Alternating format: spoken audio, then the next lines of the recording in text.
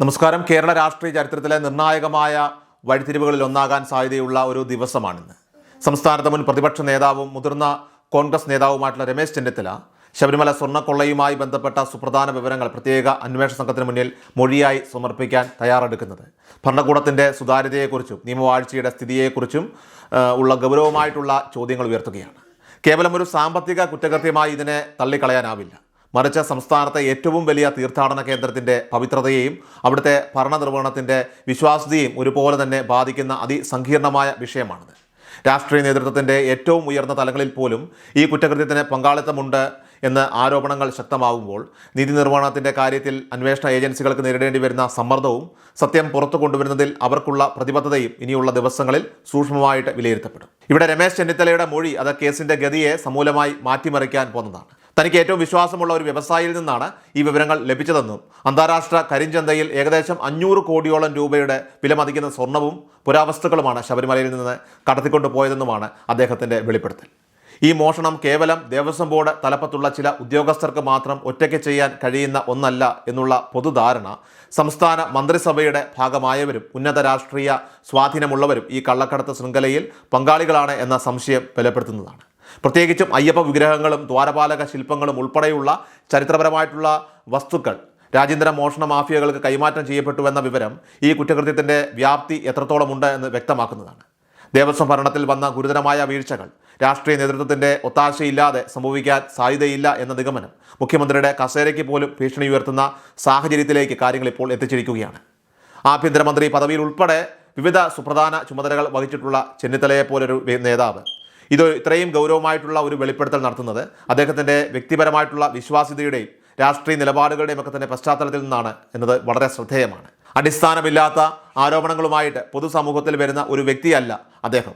അതുകൊണ്ട് തന്നെ SITക്ക് മുന്നിൽ അദ്ദേഹം നൽകുന്ന ഓരോ മൊഴിയും അത് ഭാവിയിൽ കോടതിയുടെ പരിഗണനയിൽ വരുമ്പോൾ തീർച്ചയായിട്ടും ഈ കേസിൻ്റെ നിയമപരമായിട്ടുള്ള സാധുതയ്ക്ക് ബലം നൽകാനായിട്ട് സാധ്യതയുണ്ട്. എല്ലാ വർഷവും ശബരിമല തീർത്ഥാടനം നടത്തുന്ന ഒരു ഭക്തൻ എന്ന നിലയിൽ തൻ്റെ വ്യക്തിപരമായ ഉത്തരവാദിത്വ ബോധമാണ് ഈ വിവരങ്ങൾ പുറത്തുവിടാനായിട്ട് പ്രേരിപ്പിച്ചത് എന്ന അദ്ദേഹത്തിൻ്റെ ആ ഒരു പ്രസ്താവന അത് ഈ വിഷയത്തെ രാഷ്ട്രീയ പോരിനപ്പുറമായിട്ട് ധാർമ്മികമായിട്ടുള്ള ഒരു തലത്തിലേക്ക് ഉയർത്തുകയാണ്. രഹസ്യമൊഴി നൽകാൻ തയ്യാറാണെന്ന അദ്ദേഹത്തിൻ്റെ ഉറപ്പ് തൻ്റെ കൈവശമുള്ള തെളിവുകളുടെ ശക്തിയിൽ അദ്ദേഹത്തിനുള്ള ആത്മവിശ്വാസം വിളിച്ചോതുന്നതാണ്. ഈ കേസിൻ്റെ അന്വേഷണം നിലവിൽ കോടതിയുടെ നേരിട്ടുള്ള മേൽനോട്ടത്തിലാണ് ഇപ്പോൾ നടന്നുകൊണ്ടിരിക്കുന്നത് എന്നത് നിയമപരമായിട്ടുള്ള പ്രക്രിയയ്ക്ക് അതീവ പ്രാധാന്യം നൽകുന്നതാണ്. രാഷ്ട്രീയപരമായ സ്വാധീന ശക്തികൾ അന്വേഷണത്തെ വഴിതെറ്റിക്കാൻ ശ്രമിച്ചാലും ജുഡീഷ്യൽ മേൽനോട്ടം അത് ഈ അന്വേഷണത്തിന് നിഷ്പക്ഷത ഉറപ്പാക്കുന്നതിൽ ഒരു പരിധിവരെയൊക്കെ സഹായകമാകും. ദേവസ്വം ബോർഡിൻ്റെ മുൻ പ്രസിഡന്റുമാർ ഉൾപ്പെടെയുള്ളവർ ഇതിനോടകം തന്നെ അറസ്റ്റിലായി എന്നത് അത് ഈ കേസിൻ്റെ ഗൗരവം വർദ്ധിപ്പിക്കുകയാണ്.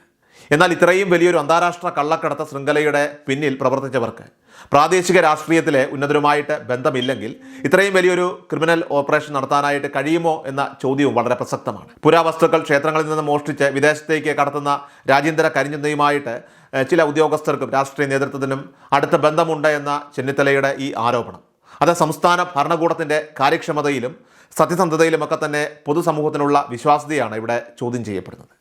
സ്വർണ്ണക്കൊള്ളയുമായി ബന്ധപ്പെട്ട് ഇവിടെ ചെന്നിത്തല നൽകുന്ന മൊഴി അത് കേവലം ഒരു ദേവസ്വം അഴിമതി എന്നതിലുപരിയായി കേരളത്തിലെ ഭരണകക്ഷിയുടെ നയപരമായിട്ടുള്ള കാര്യങ്ങളിലേക്കും ധാർമ്മിക നിലപാടുകളിലേക്കും വിരൽ ചൂണ്ടുന്നതാണ്. 500 കോടി രൂപയുടെ ഈ ഇടപാട് ഉന്നതതലത്തിലുള്ള ഒരു ഭരണ പ്രതിസന്ധിയിലേക്ക് വിരൽ ചൂണ്ടുന്നത് ഈ വിഷയത്തിൽ മന്ത്രിതലത്തിൽ തന്നെയുള്ള ചില ഉദ്യോഗസ്ഥരുടെയും ജനപ്രതിനിധികളുടെയും ഒക്കെ തന്നെ കസേരകൾക്ക് ഇളക്കം തട്ടാൻ സാധ്യതയുള്ളതാണ്.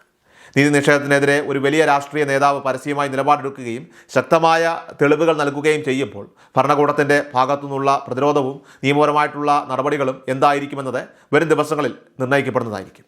ഈ സംഭവം കേരളത്തിൻ്റെ രാഷ്ട്രീയ മണ്ഡലത്തിൽ ദീർഘകാല പ്രത്യാഘാതങ്ങൾ സൃഷ്ടിക്കുമെന്ന കാര്യത്തിൽ സംശയമില്ല. അവസാനമായി ഈ കേസ് മുന്നോട്ട് വയ്ക്കുന്ന സാമൂഹിക രാഷ്ട്രീയമായിട്ടുള്ള പാഠം വളരെ സുപ്രധാനമാണ്. വിശ്വാസത്തിൻ്റെയും ഭക്തിയുടെയും കേന്ദ്രമായ ഒരു ക്ഷേത്രത്തിൽ നടന്ന അതിസമ്പന്നമായ മോഷണവും അതിന് പിന്നിലെ രാഷ്ട്രീയ അന്താരാഷ്ട്ര ബന്ധങ്ങളുമൊക്കെ തന്നെ രാഷ്ട്രീയക്കാരുടെ പങ്കാളിത്തവും പുറത്തു വരുമ്പോൾ അത് പൊതുസമൂഹത്തിൻ്റെ മനസാക്ഷിയെ ആഴത്തിൽ മുറിവേൽപ്പിക്കുകയാണ്.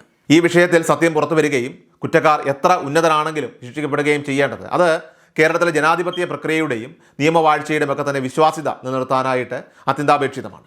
ഇവിടെ രമേശ് ചെന്നിത്തലയുടെ ഈ മൊഴി സത്യത്തിലേക്കുള്ള ഒരു നിർണായക ചുവടുവയ്പ്പായിട്ട് കണക്കാക്കപ്പെടുമ്പോൾ ഈ കേസിൻ്റെ തുടർഫലങ്ങൾ സംസ്ഥാന രാഷ്ട്രീയത്തിൻ്റെ ഭാവി നിർണ്ണയിക്കുന്നതിൽ വലിയ പങ്കുവഹിക്കുമെന്ന കാര്യത്തിൽ സംശയമില്ല.